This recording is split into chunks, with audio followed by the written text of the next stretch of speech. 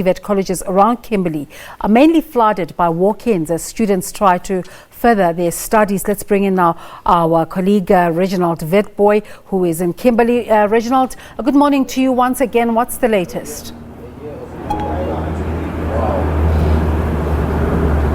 Just a moment. Well, the Deputy Minister of Higher Education, Buti Manamela, made his first stop here at the Northern Cape Urban TVET College here in Kimberley. Now, he was engaging with the principal of this college, Mr. Buti Manamela, and they spoke about various issues, including NSFAS and also the challenges that the college itself is facing at this moment. Now we know that later during this day he will be going to the Plaatje University in the afternoon also to hear what the Vice Chancellor Yunus Balim has to say. But without any further delay, I am now joined by Mr. Buti Manamela, who is the principal of this college. A very good morning to you, Mr. Manamela. You met with the Deputy Minister earlier on. You've spoken about various issues. Just tell us, was the meeting fruitful according to you? Thank you very much and good morning to you. Good morning to the viewers. We are humbled that the Minister did come this way and visit us. He is normally coming, especially during the registrations, to come and give us some advices and check the readiness of the registration. So that was the purpose of our meeting, so that we can be in a position to brief him about our readiness as an institution. Among other things, we also have to tell him about the programs that we are offering and whether are we ready to cater for the students that are coming to register with us.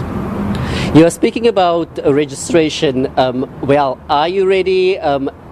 When we look at the applications that came in, and we know that the class of 2019, they are out of school now. Are you receiving any late applications? Just take us through that process, please.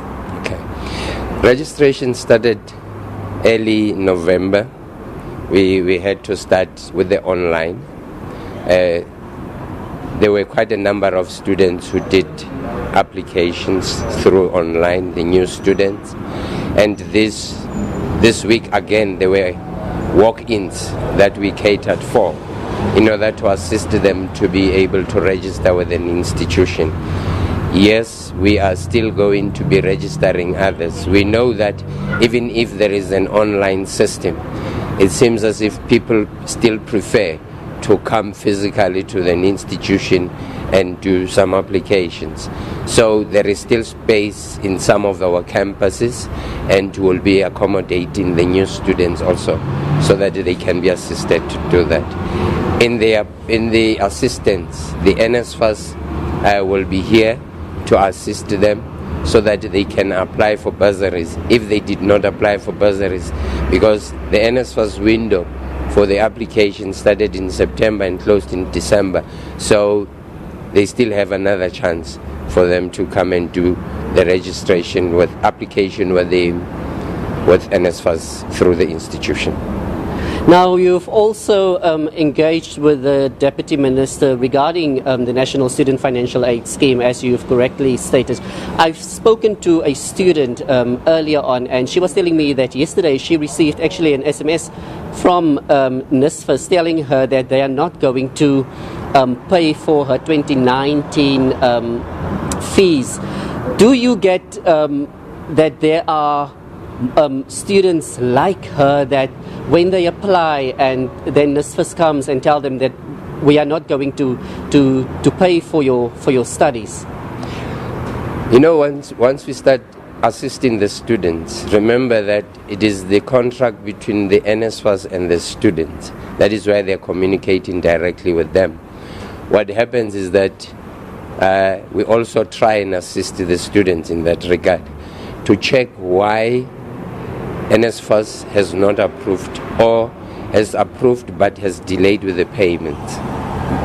But in most cases, we also discover that it is not always the fault of NSFAS. Sometimes it is the oversight from the students, meaning a student has enrolled for other programs but now has changed a program.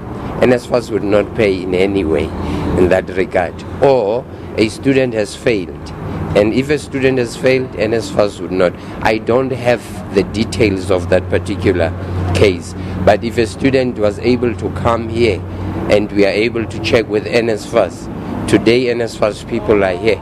But again, I would still say to that particular student from Monday, the NSFAS people would be here at the college to be able to assist the students with such issues.